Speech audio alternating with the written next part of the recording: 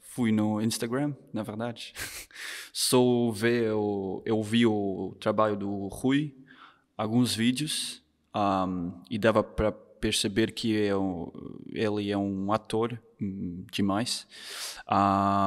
E também a mistura com o circo, com o palhaço sem ser o palhaço típico, né? E o lado bem oscuro também que me atraiu, mas fui assim, né? Eu não me lembro mais se eu falei para você ou você falou para mim, mas Sim, na verdade há aqui uma companhia que o Brandon trabalhou com os Pepinton durante 10 anos e eu acompanhei o percurso da companhia nos últimos tempos, principalmente no Gui Dance, era onde assisti aos trabalhos da companhia e obviamente nesta última trilogia o Brandon teve um papel fundamental no elenco e foi aí que começamos a falar, a namorar-nos no Instagram, entre aspas, e rapidamente percebemos, quando eu comecei a ver também o trabalho enquanto criador do Brandon, fora da companhia, percebi que havia muitos interesses em comuns. Uma intensidade, o tal lado obscuro, o espírito mais cinematográfico, ao mesmo tempo que bastante surrealista, sem querer só ser realista, e também nas temáticas em si. Interessam-nos coisas mais poéticas ou metáforas maiores para aquilo que se passa na contemporaneidade. E foi esse o elo de ligação.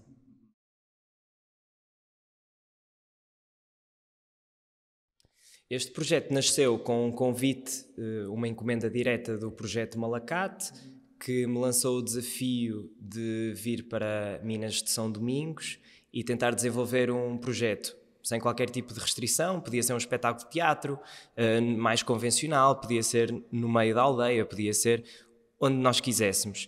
E aí, antes de ter qualquer tipo de informação, decidi construir uma equipa e essa equipa fiz o convite ao Brandon para assumir a direção artística e a encenação do trabalho, uma colaboração artística a dois, e convidei também o Telmo Soares, que trabalha regularmente com a Casota Collective, para assumir uma componente de vídeo, mas não usando vídeo no espetáculo, mas sim tentando extrair um filme ou usando o ato de fazer um filme como processo criativo também.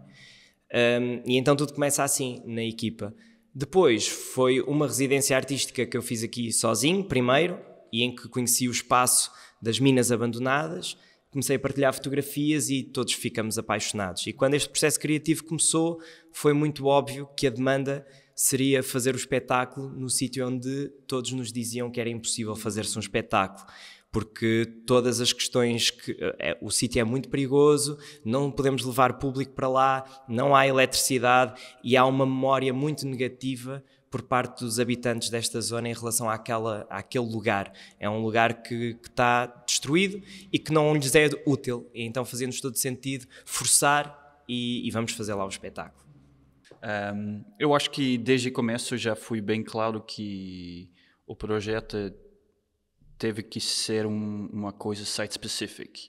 Tipo, tem esse prédio aqui, o Cine Teatro, mas não fui muito sentido de fazer uma coisa que dá para fazer numa grande cidade como Lisboa ou Porto. Fui mesmo ao lado do site-specific que atrai-nos muito, né? E também a ideia do autocarro que temos o público que vai entrar no outro carro, foi uma ideia que foi bem cedo, né? Essa ideia de, sim, podemos começar o espetáculo já desde o começo que eles entram no outro carro. Não é no momento que eles chegam lá, mas desde o momento que eles entram, sabe? Eu acho que isso é uma maneira de quebrar talvez um pouco mais essa coisa típico que, você entra num teatro, mas o espetáculo só começa no momento que os atores entram no palco. Em vez de, para mim, já é uma coisa que no momento que as pessoas entram no teatro, é o primeiro momento que já pode pegar eles e fazer uma coisa com isso, sabe?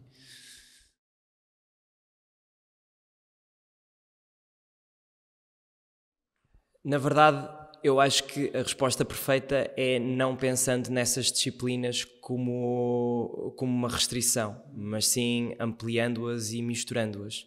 uma grande característica do trabalho que o Brandon está a tentar desenvolver comigo e usando o meu corpo é, pela primeira vez, não estamos a começar por um workshop de movimento. Está tudo a ser feito ao contrário. É por uma escuta muito grande pelas pessoas, uma escuta muito grande pelo sentido das coisas, e depois o movimento nasce e o circo, o teatro e a dança dão resposta de formas mais eficientes a determinadas emoções, a determinadas vontades, a determinadas ideias, imagens que queremos ter no espetáculo. Então eles são nossos amigos, são nossos aliados, mas nunca pensamos isto vai ser mais teatro, isto vai ser mais dança. Não, vamos nos guiando. Agora estamos a construir o espetáculo, temos um momento muito claro que é circo, porque há uma relação com o objeto, há a manipulação de um objeto, há um corpo em relação a essa máquina, e há uma coisa mais visual, o perigo está lá, é iminente, isso é circo, mas a dramaturgia, o que damos, aquilo deixa de ser um objeto, então já é um novo circo. É dança porque as emoções traduzem-se através de movimento, há coreografia preparada, há movimento pensado, mas depois também é teatro porque queremos nos aproximar do público, e às vezes a palavra, a interpretação, a forma como olhas o público, como evocas o público, é teatralmente trabalhado. Mas em momento algum eles são colocados assim, separados, em caixinhas. Eu acho também que, historicamente, no palhaço, na época, como para mim o Buster Keaton, por exemplo, o Charlie Chaplin, eram palhaços também, de uma forma, né? Eles têm já o lado físico que dá para como cair no chão, como fazer os movimentos, física para ser um personagem, e o lado do ator já eram juntos. E eu acho que Rui também, ele chega nesse ponto de ter o lado do ator, lado do, não é um bailarino, mas um lado físico, e esses já é uma mistura dos dois lados. Dessa forma, já estava lá, né? Já com alguma maneira. E o meu trabalho também já está lá. É raro que no mundo de dança que tem uma narrativa, mas eu sempre gosto de ter uma narrativa que o público segue uma história, ou pelo menos para mim tem uma história, e os movimentos saem de uma necessidade física, que em vez de palavra, eu não consigo comunicar minhas emoções com as palavras, então é o corpo que vai ter que comunicar. Como quando você não fala uma língua, já vai fazer muito mais coisas com o corpo para comunicar com a pessoa, né? Então, para mim, esse lado físico vem de lá.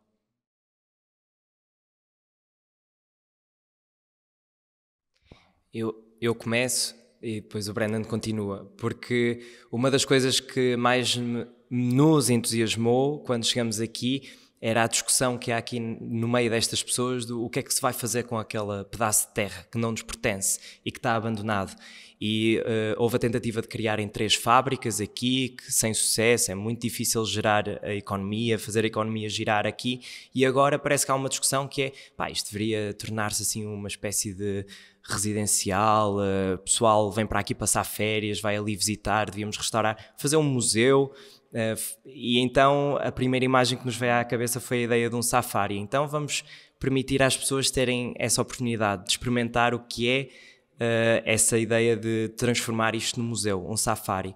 E então este espetáculo, de uma forma muito resumidamente, é uma experiência imersiva em que vamos colocar 27 pessoas num autocarro, e a partir do momento em que eles entram no autocarro estão por nossa conta, e vamos levá-los para o meio do nada. São uma viagem de 15 minutos em que já acontece coisas no autocarro, e depois quando eles chegam lá têm uma espécie de encontro com um turismo macabro, em que esta personagem vai revelar um interior demoníaco, e vais ficar a conhecer a história deste ex-trabalhador, que não é bem um ex-trabalhador, é só alguém que se está a apropriar daquela terra para fazer dinheiro, e depois os demónios daquelas ruínas começam a ganhar vida e a possuí-lo. Também fazemos pesquisa também, historicamente, foi vídeos, falar com as pessoas da comunidade, textos sobre as minas, tudo para saber as histórias já que acontecem na época, né? Isso já dava para perceber que tem um lado bem oscuro, mas ao mesmo tempo, eu me lembro, por exemplo, eu estava fazendo pesquisa nos comerciais dos anos 60, portugueses, né? Que foi no ano que eles fecharam as minas, o fim dos anos 60. E agora tem, por exemplo, tem um outro personagem que é um mosquito, que ficou muito importante porque achamos uma comercial do Mafo, que é um produto para matar os mosquitos. Então, começou com uma coisa muito histórica, mas depois acha algumas coisas que ficam. Às vezes não sabemos também porquê, só que toca. E depois isso vai mudar a história e o narrativo. E é uma coisa que às vezes é difícil explicar também como você chega nesse ponto, né?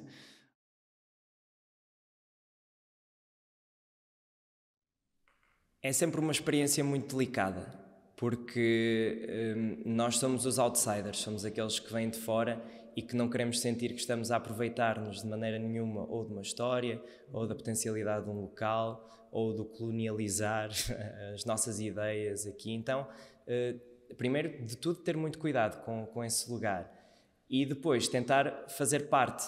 E fazer parte é deixar um vestígio, é permitir-nos a estar com a comunidade, a ouvi-la e também a acrescentar alguma coisa através da arte, que é isso que sabemos fazer, é a única coisa que podemos oferecer-lhes.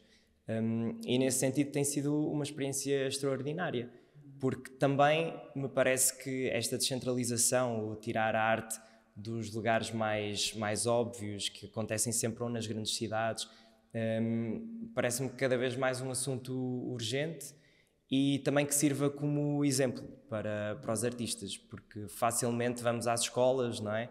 E ouvimos os jovens artistas com aquela ambição ou as companhias de Lisboa, ou os objetos artísticos que se desenvolvem ou no Porto ou em Lisboa. Qual é o teu objetivo? É conseguir aquela bolsa, é tudo tão específico que para mim o discurso começa a ser bastante importante, que é: nós estamos a estrear em Minas de São Domingos, no concelho de Mértola, um artista que teve 10 anos nos Pepinton, um artista que já é bem mais conhecido aqui em Portugal também, e estamos a dar tudo e sem perspectivas de circular este espetáculo nos próximos tempos.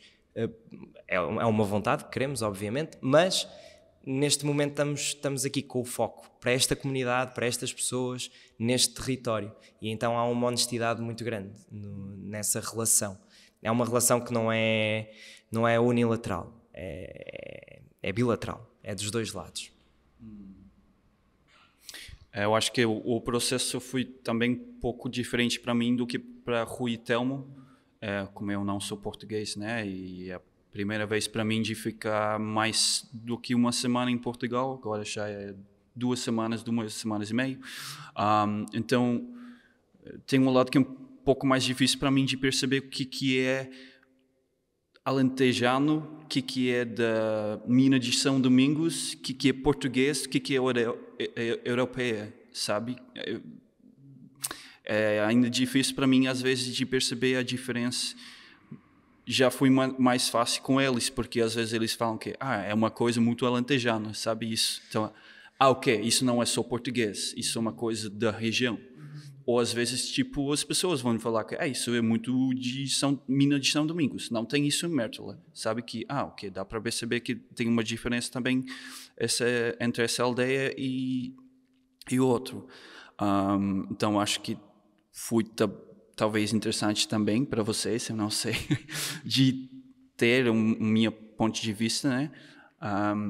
Mas ao mesmo tempo, como o Rui falou, tem que cuidar, porque você está entrando numa comunidade, mas ao mesmo tempo não tem que tratar como um museu, porque eu acho que isso também é ter o respeito que as pessoas estão vivendo a vida deles e sim, é frágil, mas não são as pessoas mais frágeis do mundo também, sabe? As pessoas conseguem falar sobre um assunto, se eles não querem, eles vão dizer, não quero, sabe?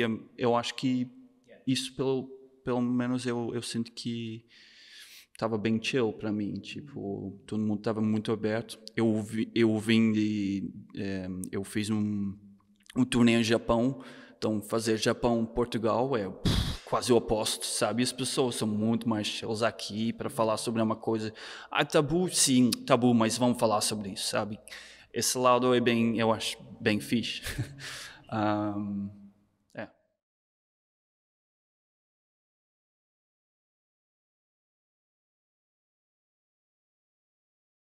Boa questão. É boa questão. Normalmente, para cada espetáculo que eu faço, eu tento escrever um texto do perspectivo do personagem. Isso são 4 frases que vêm do perspectivo do personagem. Ela está já lá fazendo as coisas, ele está tentando de trabalhar para esquecer o que ele, mais nós, fazerem com a natureza ou com esse parte da Terra, né? Eu acho que fala sobre ele, mas também fala sobre a humanidade. E fala também sobre um objetivo, algo que é muitas vezes impossível de alcançar. É uma vontade que esta personagem tem e é uma utopia ao mesmo tempo. E uma das grandes referências aqui durante o processo criativo, houve um mini episódio que nós vimos de uma série que se chama Love, Death and Robots, uma série de animação, e esse episódio, acho que é o episódio número 13 e chama-se Zima Blue, que é um artista que faz macroesculturas no espaço, é assim uma coisa de outro mundo, todas com quadrados azuis de uma cor que se chama Zima Blue. E ele tenta perceber o que é que aquele quadrado azul é para ele e porque é que ele tem essa coisa de pôr um quadrado azul em tudo o que é pintura, a arte que ele faz. E ele descobre no fim que ele era um robô e que limpava uma piscina durante todo o seu início e que a dona dele o foi fazendo o upgrade até ele se esquecer de que era só um limpador de piscina. E isso para nós é muito importante porque de facto vivemos numa era em que toda a arte, tudo o que os artistas querem fazer é esmiuçado ao milímetro e ainda bem. Vivemos numa época em que os conceitos, o que é que se pode e o que é que não se pode fazer, os boicotes, está tudo a ferver e então há sempre esse desejo de voltar ao pó, voltar à essência, voltar a isto. É um espetáculo em que verdadeiramente aquilo que queremos fazer é proporcionar a que 27 pessoas tenham a experiência de entrar num filme e de que esta equipa composta por 3 pessoas consigam estar bem, felizes, em bom ambiente e experimentar um novo contexto artístico e voltar ao pó. Então acho que todos os nossos trabalhos é uma das coisas que nos une aos dois também. É sempre que os trabalhos quando surgem parece que andam ali em torno sempre da mesma coisa, que é o voltar atrás, voltar às origens, voltar a uma simplicidade e disso ter muito valor também. Muito obrigado. Pronto.